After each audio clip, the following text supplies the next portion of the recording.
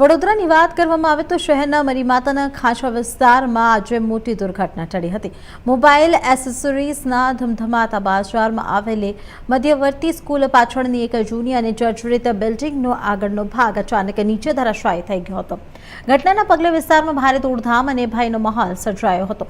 ઘટનાની જાણ થતાં જ ફાયર બ્રિગેડની ટીમ સ્થળ પર દોડી આવી હતી, પરંતુ મરીમાતાના ખાંચામાં બારેમાસ રહેતી આધેધડ પાર્કિંગની સમસ્યાને કારણે ફાયર બ્રિગેડની ગાડી અંદર પ્રવેશી શકી ન હતી અને વાહનને બહાર જ ઊભું રહેવું પડ્યું હતું। ભરચક જાહેર અવરજવર ધરાવતા વિસ્તારમાં બિલ્ડિંગનો ભાગ ધરાશાયી થતાં મોટી જાનહાનિની શક્યતા ઊભી થઈ હતી। જોકે સદનસીબે કોઈક વ્યક્તિ તેની ઝપેટમાં ન આવ્યા હતા।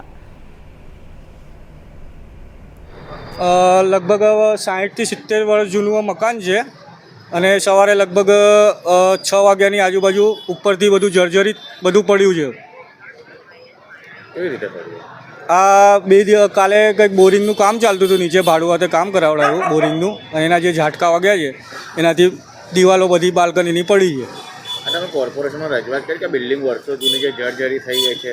કરેલી છે। ગયા વર્ષે પણ એક બાજુની જ બિલ્ડિંગમાં એક બનાવ બન્યો હતો, ત્યારે પણ ફાયરવાળા આવ્યા હતા, જીબીવાળા આવ્યા હતા, કોર્પોરેશનવાળા બધા આવ્યા હતા, પણ આવીને જોઈને જતા રહ્યા, પછી આગળ કશું કર્યું નથી।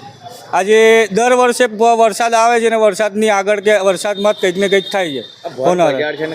હા, એ હું એ જ કહેવા માંગીશ કે આ જે હાદસો થયો છે આ સવારમાં થયો કે રાતે થાય છે, આ કોઈ ચાલુ દિવસે નથી થતો। જો ચાલુ દિવસમાં થાય તો આ બહુ મોટી હોનારત થશે અને કોઈનું મરણ બી થઈ શકે છે।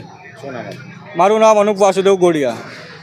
શું બનાવ બન્યો છે? મધ્યવર્તી સ્કૂલની સામે અમને કોલ મળ્યો કે ભાઈ એક દિવાલ પડી ગઈ છે।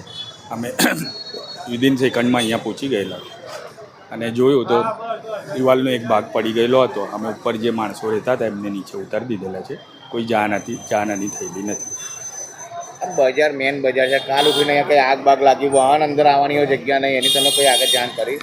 એને નિર્ભયતાવાળા અને જીબીને અમે બહુ એ કરી દીધેલા છે। એમને હવે નિર્ભયતાવાળા જે આવીને જે ડિસિઝન લેશે એના ઉપર। શું નામ?